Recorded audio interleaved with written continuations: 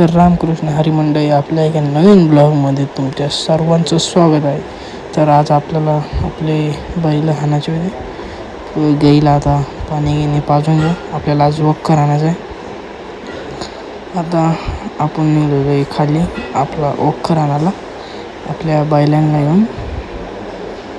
आता वखर झोपू आपण. आता बैल झोपून झालेली कमीत कमी अर्ध्याच्या वर आम्ही वावर आणणं झालेलं आहे. तर आता आपलं तर सगळंच वावर राहिलेले हाणाचं, तर एवढं आपण हाणून घेऊ आणि आता बैल आपण चारायला सोडू. आता बैल चारायला सोडलेली. आता आपण वावर हाणणं झालेलं आहे आपलं. हे पहा आपला वावर हाणणं झालेलं. आता आपल्याकडं पोच चालू झाला. लगेच आपण बैल वर घेऊन आलो.